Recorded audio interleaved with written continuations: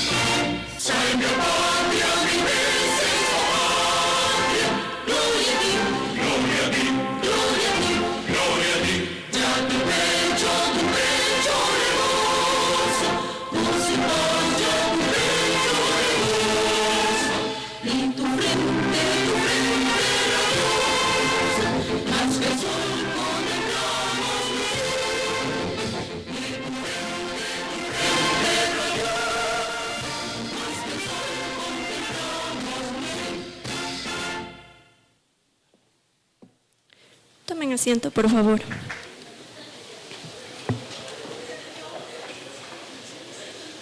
La Facultad de Comunicación Social de la Universidad Central del Ecuador les da la más cordial bienvenida al evento de presentación de los libros Articulistas del Ecuador, una muestra. Con el objetivo de recuperar la memoria del periodismo ecuatoriano, se diseñó el proyecto Articulistas del Ecuador, que consistió en la recopilación y curaduría de la producción de 12 periodistas ecuatorianos, cuyo trabajo es un referente dentro de la historia del periodismo ecuatoriano. De este proyecto se publicaron los dos libros que presentamos hoy, Articulistas del Ecuador, tomo una muestra, tomo 1 y tomo 2. Los que reúnen cerca de 180 artículos de 12 periodistas ecuatorianos. En este proyecto colaboraron igual número de docentes de la Facultad de Comunicación Social, quienes reseñaron y seleccionaron el trabajo de los articulistas que forman parte de estos libros. Saludamos y agradecemos la presencia de nuestras distinguidas autoridades, personal docente, personal de apoyo académico, estudiantes y a todos quienes nos acompañan esta mañana. Les recordamos que este evento está siendo grabado y que les haremos llegar un enlace para que puedan verlo posteriormente en nuestras redes sociales y les invitamos a que nos sigan en todas las redes sociales de nuestra facultad para que puedan enterarse de próximos eventos. Así es, con la finalidad de tener una visión más amplia de lo que significa este proyecto, invitamos a tomar la palabra al doctor Fernando López Milán, director del Instituto de Posgrados de la Facultad de Comunicación Social.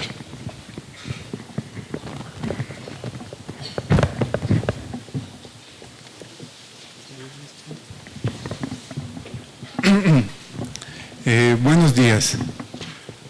Una de las principales funciones de la universidad es la difusión del conocimiento, pero sería un error en nuestro campo, el de las humanidades y los estudios sociales, pensar que, a la manera de los físicos o los matemáticos, nuestro público principal es el de los especialistas, el de los expertos.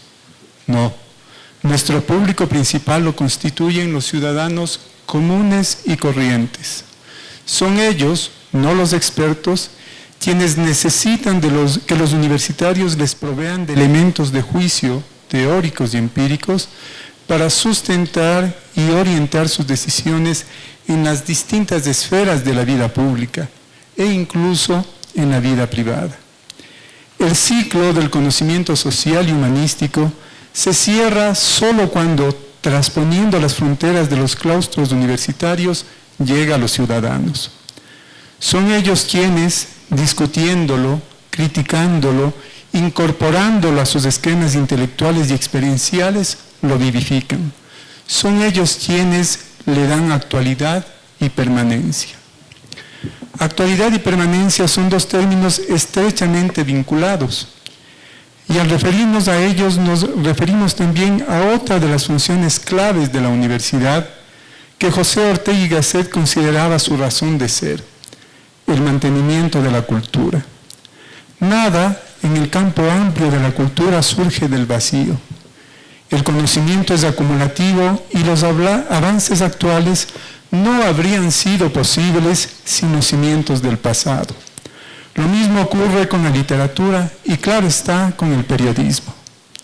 Sin embargo, muchas veces esa relación se desconoce y tal desconocimiento da lugar al penoso y reiterativo descubrir el agua tibia y a las falsas innovaciones y novedades. La identidad cultural, por abordar una idea problemática, es un producto de la dinámica entre cambio y continuidad. Más allá del patrioterismo y el exclusivismo, necesitamos reconocernos en una tradición, en una lengua y costumbres compartidas con otras generaciones. Eso nos da profundidad y perspectiva, nos sitúa, nos da piso. Para esto sirve la historia, que no es solo la narración de los hechos del pasado, sino la incorporación de esos hechos a la vida actual.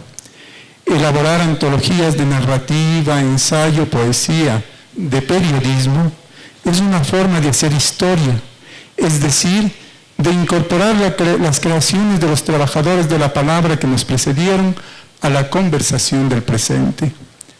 Se habla mucho ahora de la crónica periodística como género literario, pero me temo que los estudiantes de periodismo de las universidades ecuatorianas, así como bastantes profesores y periodistas en ejercicio, nunca hayan leído las crónicas de Raúl Andrade o Alejandro Carrión o José Antonio Campos.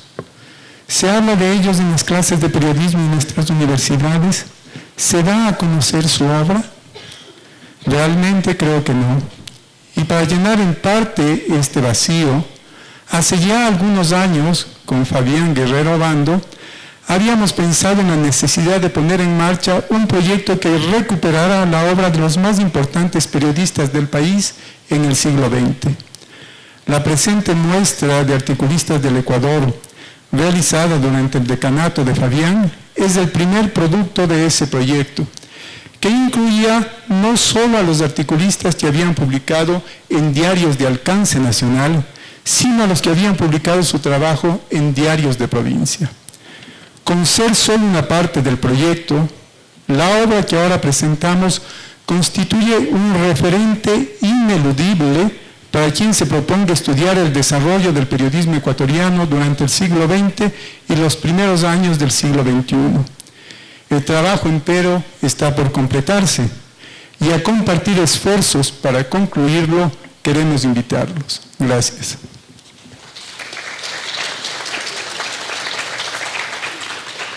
Agradecemos las palabras del doctor Fernando López Milán. A continuación, para presentar articulistas del Ecuador, una muestra, tomos 1 y 2, invitamos a tomar la palabra al periodista Juan Carlos Calderón, quien también colaboró en el proyecto como autor del prólogo de esta publicación. Juan Carlos Calderón es magíster en estudios culturales por la Universidad Andina Simón Bolívar y licenciado en Comunicación Social, graduado en nuestra universidad. Periodista, escritor y editor de amplia trayectoria que ha trabajado en medios de comunicación tales como Diario Hoy, Revista Vistazo, Teleamazonas, Diario Expreso, entre otros. Es fundador del portal digital de periodismo e investigación, revista Plan B, y es autor de 7 libros. Recibamos con aplauso al periodista Juan Carlos Calderón.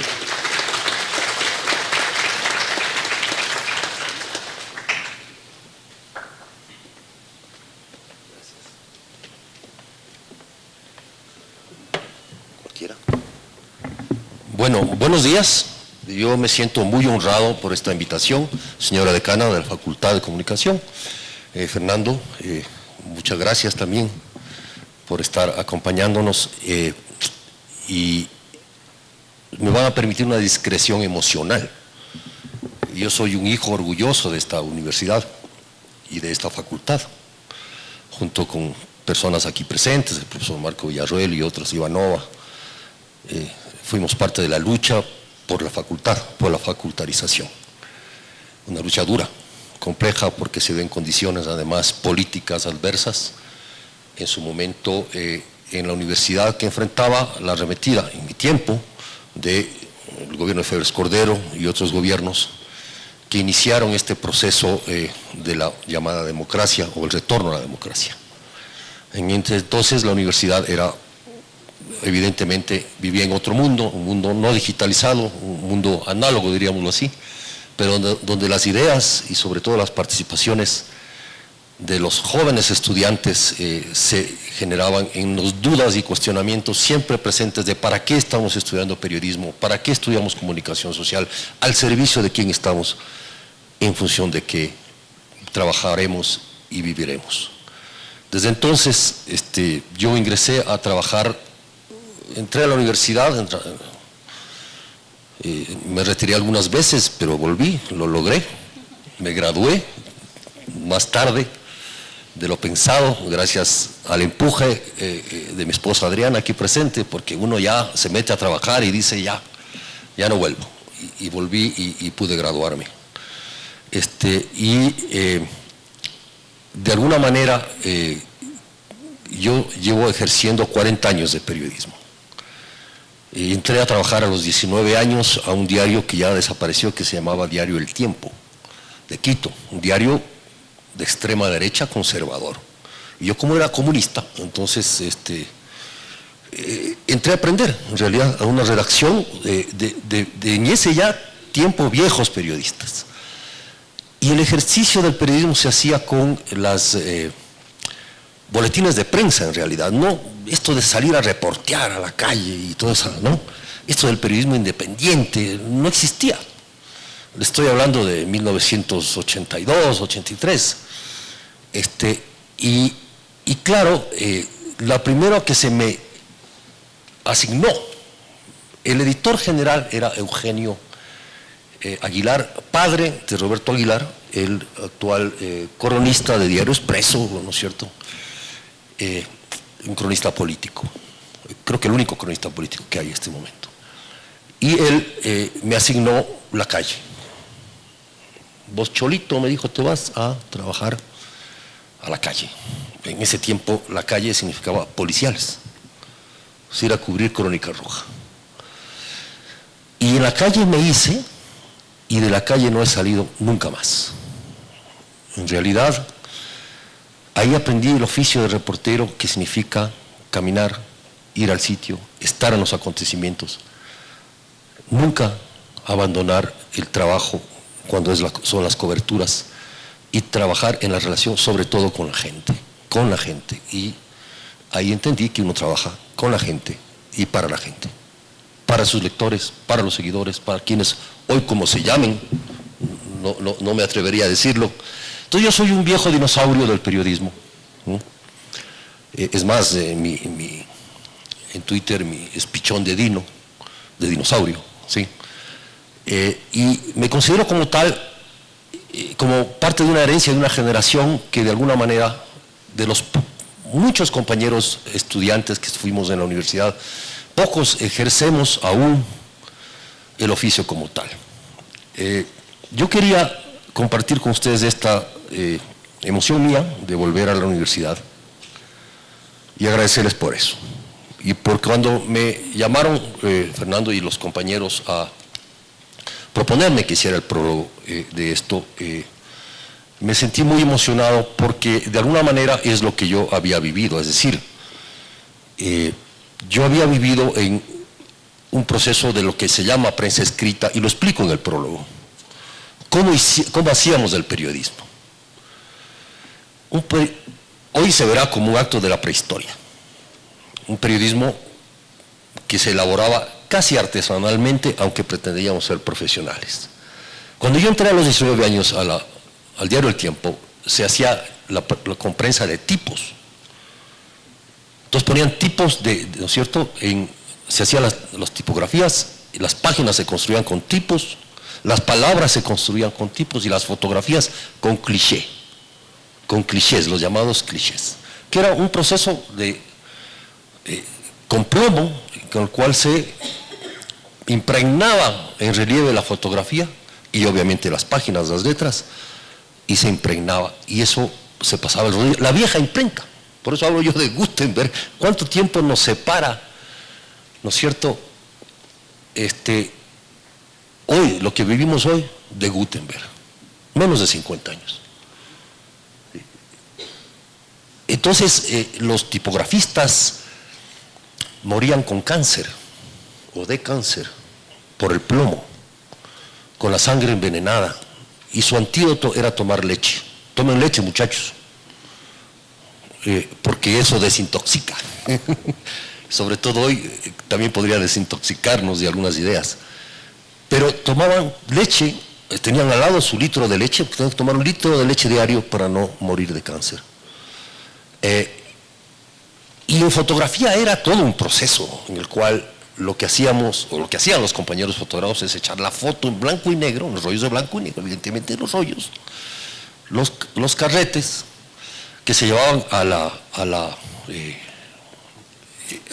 este proceso de iluminación, digamos, de impresión en los papeles fotográficos, y luego se pasaban a los clichés.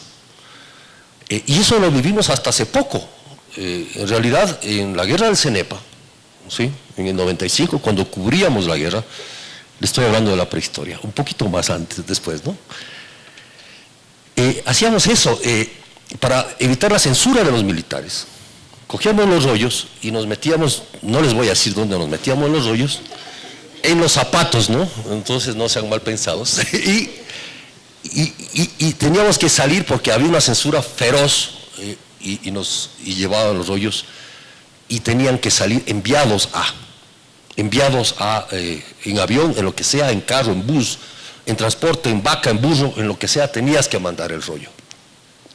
Y nosotros, para reportear las historias que teníamos, debíamos hacer cola en un teléfono que había en Méndez, en el cual íbamos por turnos. Entonces el que llegaba primero mandaba primero la nota, y eso entrábamos a codazos en la estrechísima caseta o casita de madera en Méndez para enviar y hablar exactamente 3 minutos, porque tenías una cola de 20 atrás para enviar la nota, ¿no? Y así se fue forjando esta generación de periodistas, aprendiendo en la calle el oficio, es decir, en la calle hablo en metáfora, pero es en el sitio de cómo tenías la posibilidad, ¿no es cierto?, de enviar la información. Pues claro, ha cambiado muchísimo, es decir, hoy haces un tweet, ¿no? Entonces solo tiene que esperar que haya señal, y depende de Claro, o de Movistar, o de quien sea, para que puedas enviar El tema de la distribución de la información se ha facilitado tanto que hoy el problema no es, porque para nosotros el problema era distribuir, porque no solo bastaba con imprimir. No mencionó en gracias a la reseña que hizo de mi trabajo, una de mis grandes cosas y satisfacciones que yo tenía personales era que cerrábamos la edición tipo 6 de la tarde, cerrábamos la edición y me encantaba bajar a la imprenta y encontrar los primeros ejemplares y olerlos y sentirlos y palparlos y palpar y llenarme las manos de tinta. La tinta y el papel representaban el 60% del costo, ¿no es cierto?, de la operación. La distribución se llevaba un 20% y el 20% se repartía 15% para los empresarios y 5% para los periodistas. Así era, los más mal pagados, ¿no es cierto?, los más maltratados en las redacciones, salvo que llegases al cargo de editor y podías salir a comer con el jefe. Eso era nuestro trabajo. Y de alguna manera ahí fuimos forjando. Entonces cuando a mí me llegó esta iniciativa, esta idea de decir, oye, vamos a reproducir los textos de Alejandro Carrión, de Osvaldo Andrade, de María Estrada, de Rosa Torres, Rosa María Torres, etcétera, me volví a este tiempo, volví a esta historia mía y a esta historia de mi generación, porque ellos hicieron, y lo cuento en el prólogo, les invito a leer no solo el libro, también esta historia que yo cuento en este prólogo, porque ahí pude reconocerme en quienes, para llevar la palabra, para llevar sus ideas plasmadas en la palabra escrita, además, hacia nosotros hoy, debieron pasar por todo esto. No solo era sentarse, pensar, escribir, elaborar un texto, era que ese texto, a través de un proceso productivo de obreros, de un proceso productivo de periodistas, de una empresa, siempre en condiciones precarias además, intentaban llevar la palabra de estos personajes, de estos escritores, a los lectores. Y ese proceso de llevar a los lectores era precisamente arduo, complejo, ¿no es cierto?, dificultoso. Pero uno se acostumbraba a eso porque uno aprendía. Y cuento ahí cómo yo entré, cubría en ese tiempo el caso Restrepo. Yo ya era periodista medio, yo no tan junior, ya forjado en la calle con varias cicatrices. Y nos tocó cubrir el caso Restrepo, el caso más emblemático a mi criterio de la historia del periodismo en ese tiempo. Y tenía un jefe que se llama, todavía vive, Javier Simancas. Lojano, ¿no es cierto?, paisano mío, que era un duro, porque los jefes eran unos duros. No te permitían, no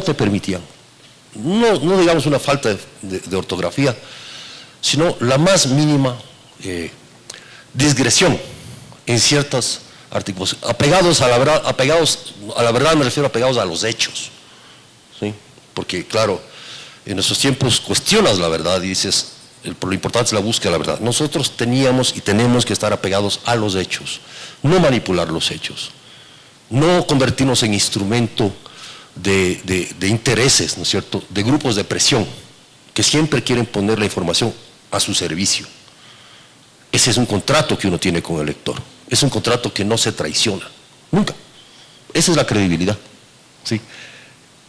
El lector te cree, perdón que hable en términos de lector, te cree porque sabe que tú no estás ni manipulando la información, ¿cierto?, ni contándolo a medias, ni sirviendo, ni sesgándolo en favor de algún interés que no sea el interés público, por los hechos. Entonces eso era. Entonces poníamos, el gran avance fue pasar de la máquina de carrete a la máquina eléctrica, a los IBM, que eran unos, tenían una cosa redonda, ¿no es cierto?, que se movía cuando uno escribía. Eso era un avance tecnológico brutal para nosotros, pero igual escribíamos en el papel y poníamos en 3 papeles, en 3 hojas A5, me acuerdo, A5, de papel periódico, el papel carbón, entre las dos hojas de papel carbón, para entregar copias. Y entonces cuando uno se equivocaba, o cuando el jefe no le gustaba, o el editor no le gustaba, lo que hacía era tacharte, ¿cierto? Y uno volvía al mismo proceso, volvía a poner el papel, y escribía. Y entonces finalmente no le gustaba y decía, esto no sirve. Y te arrugaba el papel, te lo hacía una pelota y te mandaba a la canasta de basura. Y de ahí sale el verbo canastear. Me canasteó la nota. Vuelve a empezar el proceso. Eso hacían ellos, los que ustedes están leyendo aquí en estos libros. Obviamente no ellos, o sea, no los que escribían, sino los que producían, los que podían garantizar que Edmundo Rivadeneira, ¿no es cierto?, que Alejandro Carrión, que María Albán Estrada esté con los lectores. Y en ese tiempo tampoco podías contestarle al escritor. Es decir, no había este feedback de vos escribes, mandas una nota, un link, y siempre hay uno que dice, esta es una pendejada, escribes tonteras. ¿Qué te pasa? O sea, o te dice, oye, te felicito, qué chévere artículo. Y me parece que podías... Entonces hay como una relación mucho más estrecha entre el receptor, ¿no es cierto?, el que escribe, y él tiene la posibilidad de contestarte. Acá no puede. Se mandaban cartas a los lectores. Y en las cartas a los lectores había un editor de cartas a los lectores que decía, esto está muy largo, esto no, está atacando, no vale, bla, bla, bla. Entonces era muy complicado. O sea, la presencia del lector, digamos, del ciudadano común que lee los artículos, era casi nula en las redacciones. Uno no tenía ese feedback en la sala de redacción, en el grupo de redactores, donde se cocina la información, había esto.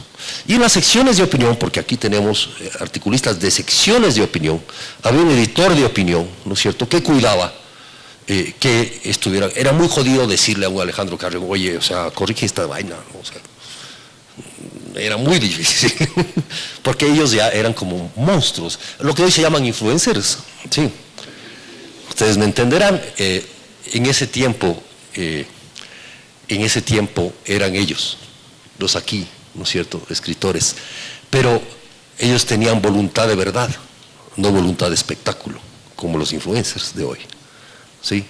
Entonces aquí ellos escribían. Y quiero finalmente destacar la presencia de las mujeres escritoras en estos dos tomos. Yo no conocí a María Albán Estrada, pero era a su edad un admirador de ella. María Albán Estrada, una mujer que tuvo una muerte, digamos, por una enfermedad autoinmune, que a pesar de tener los dedos torcidos y agarrotados, siguió escribiendo hasta el final de sus días. Fue una pionera, por ejemplo, en develar los peligros de la explotación petrolera en el Yasuní. Y estoy hablando de hace cuántos años, décadas. Ustedes léanla. Y léanla y vean que hoy estamos viviendo o vivimos ese escenario muy recientemente. Jenny Estrada, una articulista que es presentada aquí como la primera articulista, ¿no es cierto?, una extraordinaria historiadora, una historiadora que le ha dado aportes sobre el conocimiento de nuestra historia preincásica, sobre todo, al Ecuador. Rosa María Torres, leer a Rosa María Torres es todo un tratado de saber lo que es o debe ser la educación en nuestro país. Léanla. Lean a Alejandro Carrión para que disfruten la exquisitez de una pluma, de cómo se escribe bien. Raúl Andrade, como yo lo denomino, un aristócrata de la palabra.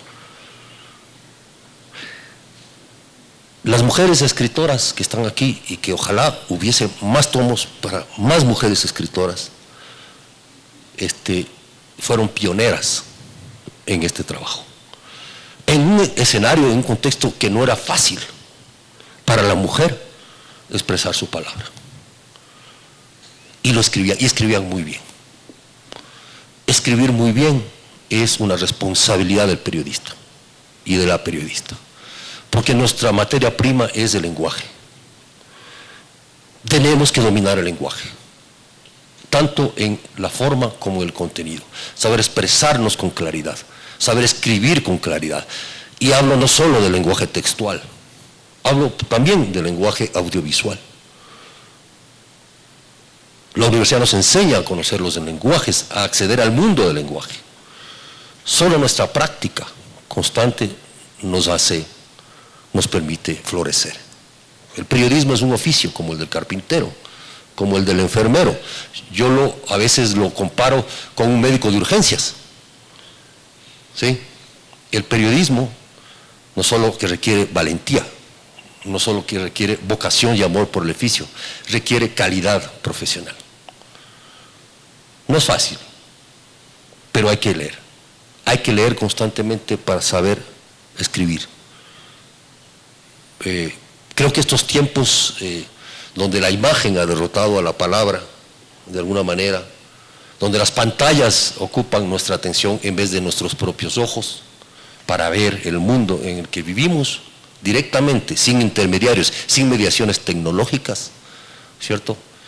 En estos tiempos, volver a leer a estos autores nos hace recuperar el centro de nuestras vidas. A menos a mí me pasó esto. Y por ello quiero agradecerles. Y quiero felicitar a la universidad, a la FACSO, por este trabajo, que esperemos sea distribuido, llegue a todos los que tengan que llegar, para que quienes en este momento nos antecedieron continúen en vigencia y nos permitan compararnos con ellos y rectificar nuestros pasos. Muchas gracias.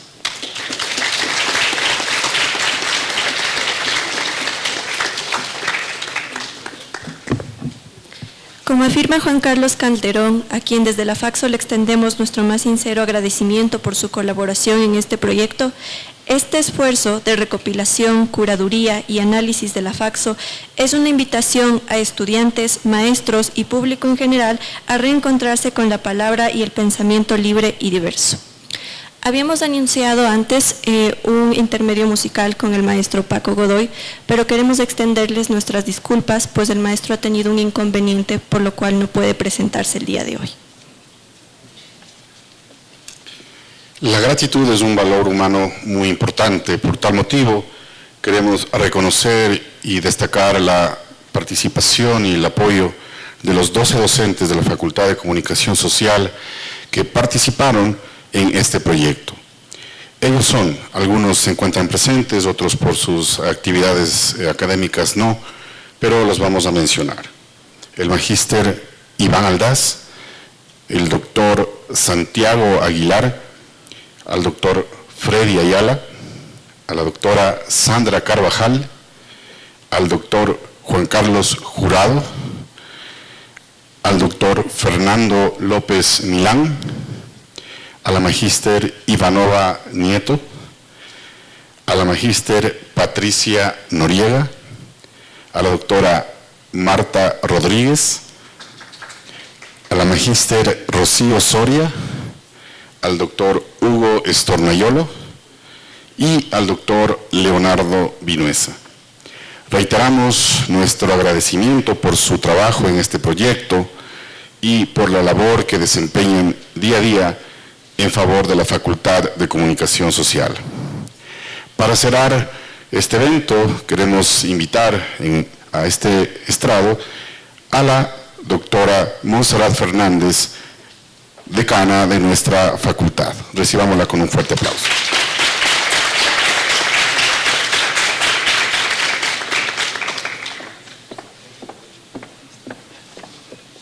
Buenos días a todas, todos, todes.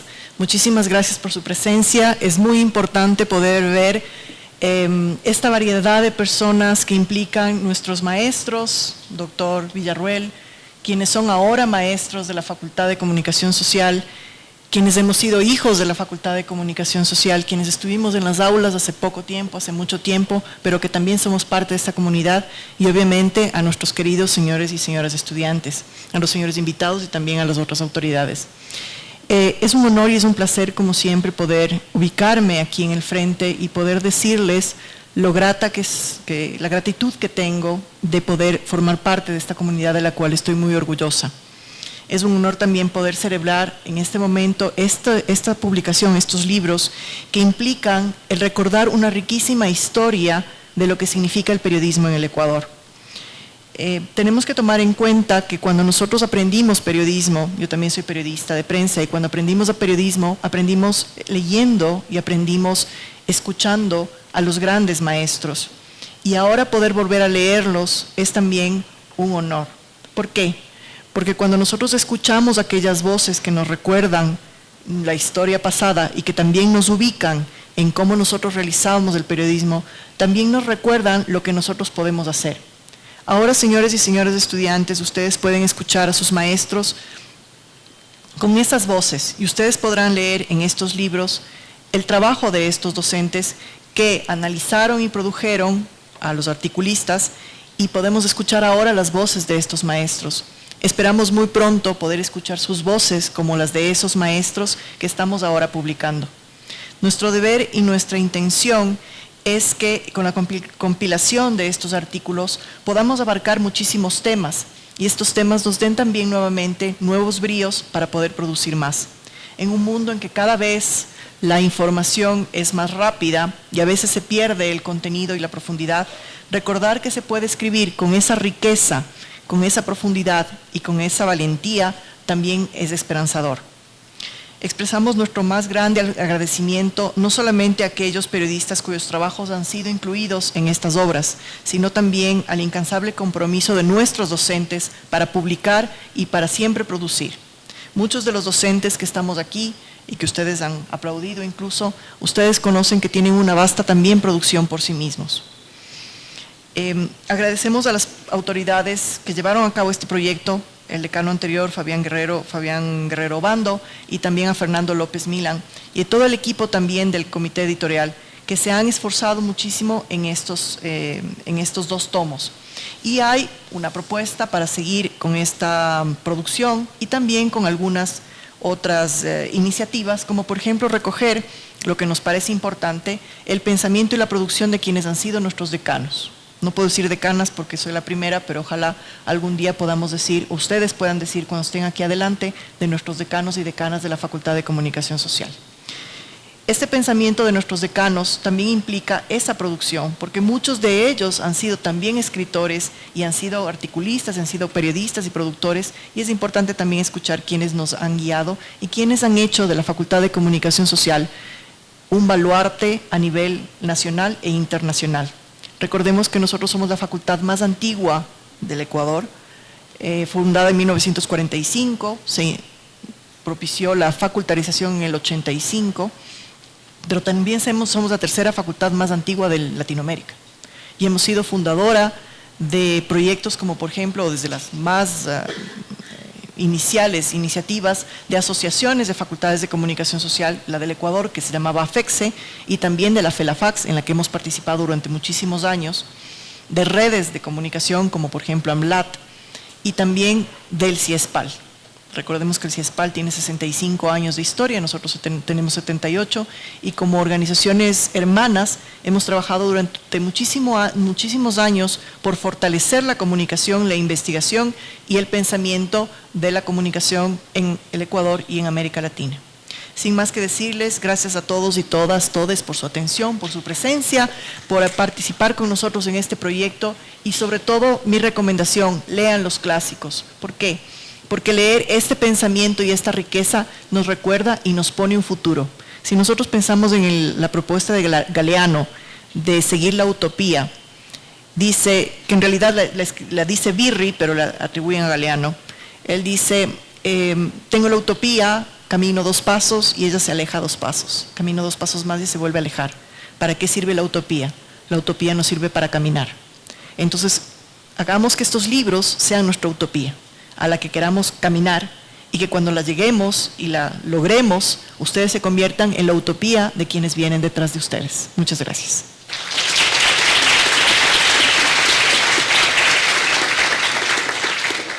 Muchas gracias, señora decana, y muchas gracias nuevamente a todo el público que se hizo presente durante esta jornada. Les comentamos que en los exteriores del auditorio podrán acceder a una copia de Articulistas del Ecuador y también encontrarán afiches con un código QR que les permitirá acceder a las versiones digitales. Les invitamos a que pasen a la cafetería para que puedan compartir las impresiones de estos libros y queremos hacer un agradecimiento especial a la Asociación de Profesores por haber auspiciado este evento y al equipo técnico de la Facultad de Comunicación Social por la cobertura. Nuevamente se agradece su presencia y que tengan una feliz tarde.